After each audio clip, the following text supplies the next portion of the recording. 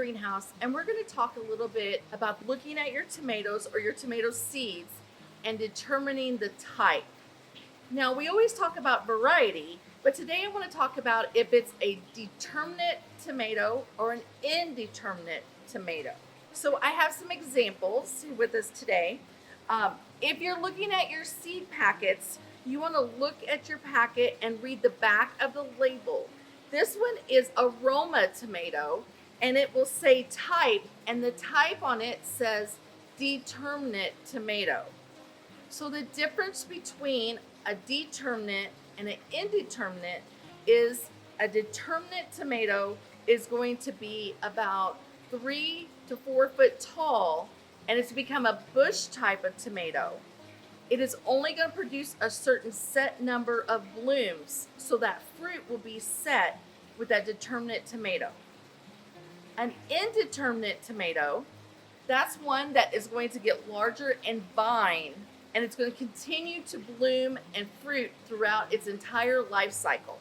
So those are ones that they need to be caged really tall, and the cages need to be at least 6 foot tall because they're going to continue to grow up the cage and maybe even over the cage. Some of those tomatoes are ones that can be in a greenhouse that may be trellised up, or you can grow it in your backyard, but you're going to have the right structure for it. It needs to be staked down. It needs to have a large metal cage. And as that tomato begins to vine, you need to be able to run it back down into that support structure or make some cuttings and prune it back. And that way you can have it actually fruit throughout the whole season. So there's 2 different types of tomatoes, but it's really important for us to determine what those tomatoes are.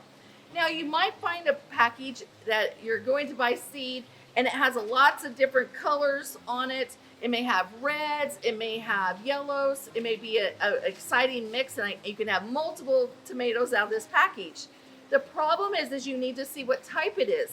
It actually will list it as indeterminate because some of those may be vining tomatoes, and you really need to pay attention.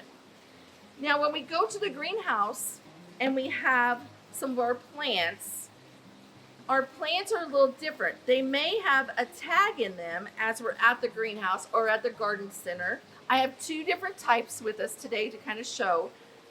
Seeds are a little easier because it's right on the back of the packet. This is a Goliath tomato right here, and it's a 4-pack. It's a smaller package, but on the back of the label, you have to kind of clean it off a little bit sometimes. But on the back of it, it says indeterminate, and it says vining type. So it will say it on the back of the label. Now, sometimes you'll get one that someone might have started from seed, and it just gives the name. But you can look up that variety and see what type of seed and if it's a determinate or indeterminate type. So this one needs full sun. This is a small plant right now. It's a 4-pack. They're really healthy. They really need to get into the sun soon, out into the garden. It's been raining here, but we're ready to start planting out. So this transplant needs to go out and be planted. It needs to have a large cage around it, and it needs to be staked down because this one, as indeterminate, will be a vining, and it will continue to bloom and produce throughout its whole life cycle. The second type is this transplant may be in a single container, and that's okay. You may want to buy it like this. This one is a plant that also you can go ahead and look at the back of this tag as we have here. And on the back of the tag, what we're going to see is that this one says that it is a determinate type of tomato. So this one is a red slicing tomato that's determinate. Now it is flowering already, as you can kind of see. So we don't want to prune on this one too much on that main leader. We only want to prune off these side shoots that are coming, and we can take things like these little sides and prune them off as we're planting. We can take this one off. Anything that's in the elbows right here, we can take off. But we don't want to take off these main leaders because that's where our fruit is going to come from, and we will reduce our yield if we prune way too much. So we have to be real careful and determine if it is a determinate tomato like this one or if it's an indeterminate tomato.